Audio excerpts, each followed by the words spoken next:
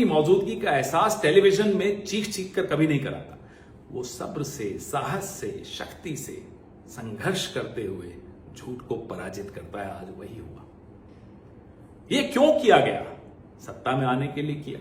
सत्ता में आने के लिए आपने एक बहुत काबिल प्रधानमंत्री डॉक्टर मनमोहन सिंह को बदनाम किया, एक बहुत काबिल मुख्यमंत्री शीला दीक्षित जी को बदनाम किया, एक ऐसे परिवार को जिसने अपना सब कुछ न्यौछावर किया हो देश पर, उसको बदनाम किया। लेकिन प्रोपेगेंडा मिट जाता है, ईमानदारी और सच शाश्वत रहते हैं।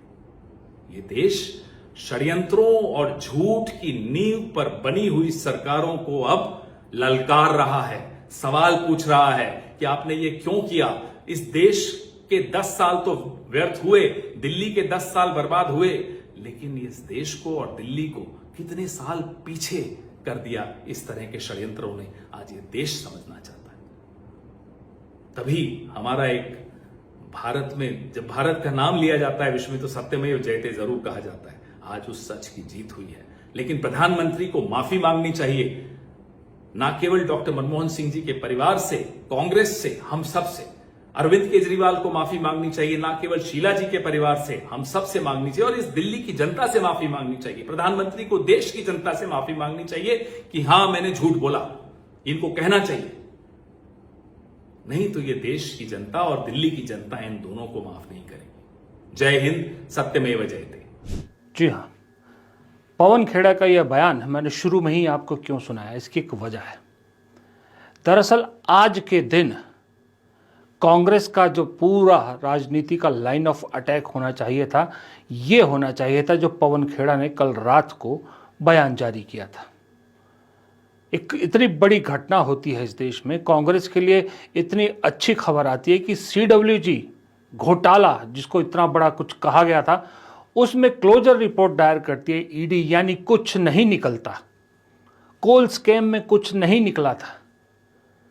आज कांग्रेस को जवाब लेना चाहिए था, बीजेपी से जवाब लेना चाहिए था, मोदी जी से जवाब लेना चाहिए था, केजरीवाल से। ठीक कहा पवन खेड़ा ने कि इन दोनों को माफी मांगनी चाहिए थी। लेकिन आज के दिन कांग्रेस के कैंपेन में या कांग्रेस के जो बयानबाजी है, जो भी है, ये कहीं नहीं था, सब जगह से नदारद। बताइए, इस देश की 98% जनता को ये मालूम ही नहीं चला कि कॉमनवेल्थ घोटाला, जिसको लेके इतना बड़ा अन्ना हजारे आंदोलन हुआ, इतने बड़े केजरीवाल निकल गए उसमें से, बीजेपी सत्ता में बैठ गई, कांग्रेस सत्ता के लिए तरस रही, तब से लेके उस कॉमनवेल्थ घोटाले में कुछ भी नहीं निकला। क्लोजर रिपोर्ट दायर कर दी गई है। आज तो पूरे देश में कांग्रेस को केजरीवाल को घेरना चाहिए था, बीजेपी को घेरना चाहिए था। जिन जिन नेताओं ने उस वक्त इन दो महान शख्सियतों, शीला दीक्षित और मनमोहन सिंह, डॉक्टर मनमोहन सिंह, इन दो महान शख्सियतों को, मरहूम शख्सियतों को जिन जिन ने उस वक्त बदनाम किया था, जिन जिन ने इनके नाम पे कलंक पोतने की कोशिश की थी, उन सब से आज कांग्रेस को माफ़ी मंगवानी चाहिए थी, माफ़ी की डिमांड करनी चाहिए थी। लेकिन कहीं दिखा आपको कि कांग्रेस ऐसी कोई बात कर रही हो? जिसका नाम राहुल गांधी है, जिसने पूरा बीड़ा उठाया है कांग्रेस को अपने कंधे पर ढोने में। एक बुजुर्ग सहयोगी मल्लिकार्जुन खड़गे उनके साथ है, वो बेचारे उम्र की वजह से राहुल गांधी की पूरी फौज खोखली है। राहुल गांधी या उनकी टीम से कोई लोग सुन रहे हैं, उन्हें भी मैं बता देता हूं कि एक बहुत बड़ा छेद तो आपकी खुद की नाव में है, आपके घर में है, आपके जीजा जी रॉबर्ट वाड्रा। रॉबर्ट वाड्रा कहते हैं कि आतंकियों ने लोगों की आईडी देखकर उन्हें मारा, क्योंकि उन्हें लगता है कि भारत में मुस्लिमों को दबाया जा रहा है। जब तक देश एकजुट है और सेकुलर नहीं होगा, तब तक हमारी कमजोरियों का फायदा हमारे दुश्मन देश उठाते रहेंगे। ये क्या जरूरत ऐसे मौके पर रॉबर्ट वाड्रा को? क्या रॉबर्ट वाड्रा पार्टी अध्यक्ष है? क्या रॉबर्ट वाड्रा CWC के सदस्य हैं?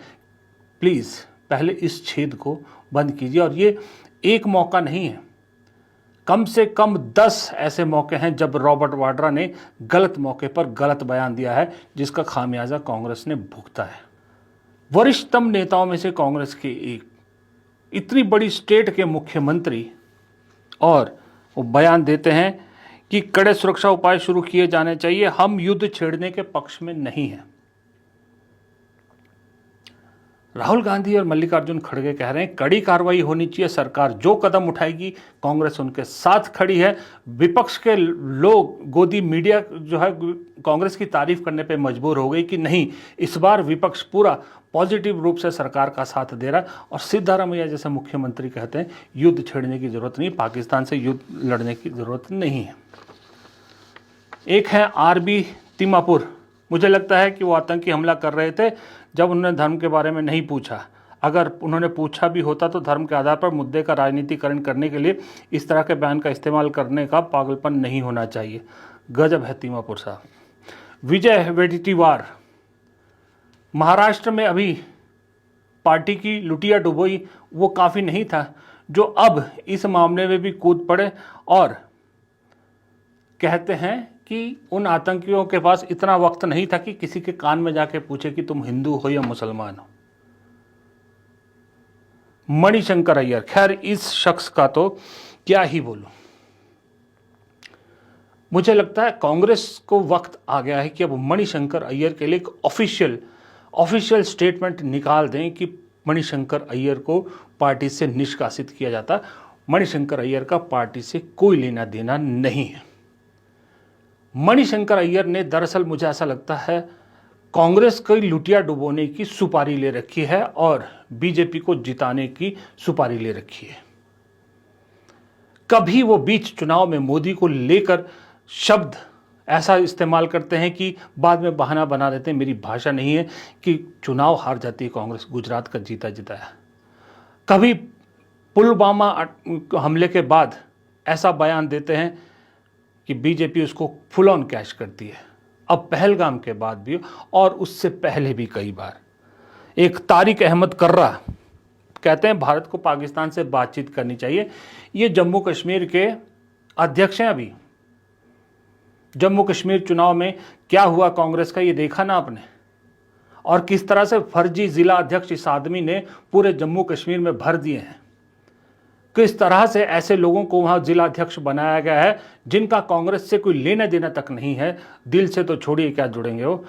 ऐसे फर्जी नेता प्रदेश अध्यक्ष हैं और अब ज्ञान बांट रहे हैं कि भारत को पाकिस्तान के साथ युद्ध नहीं करना चाहिए। और वहीं के जम्मू कश्मीर के सैफुद्दीन सोज रिटायर्ड है, उम्र हो गई, घर बैठे हो, राजनीति से दूर है, तो दूर रहो ना, क्या शौक है ये टीवी पे आने का। और दे दिया बयान कि पाकिस्तान की बात पर विश्वास कर लो, आप तो घर बैठे हो, राजनीति करनी नहीं है, जिनको करनी है, जो बेचारे लड़ रहे हैं, पूरे देश में यात्रा कर रहे हैं, पैदल चल रहे हैं, उनके लिए खड्डा खोद दो। और आजकल एक नए शगुफे के साथ एक नई बीमारी कांग्रेस के लिए पैदा हुई जिनका नाम शशि थरूर है। इनको भी आजकल वर्बल डायरिया बहुत ज़बरदस्त तरीके से हुआ है, कभी कुछ कहते हैं कभी कुछ कहते हैं, और इस मामले में सरकार को बचाने की कोशिश कर रहे हैं। कह रहे हैं कि कोई भी देश खुफिया तंत्र जो है 100% फुल प्रूफ नहीं होता। अरे ये बात सरकार को कहने दो ना, आपको किसने जिम्मा दिया है। आप तो ये कहो कि हाँ, हम जो मेरी पार्टी का स्टैंड है मेरा भी वही स्टैंड है। आप सर्टिफिकेट देने वाले कौन है?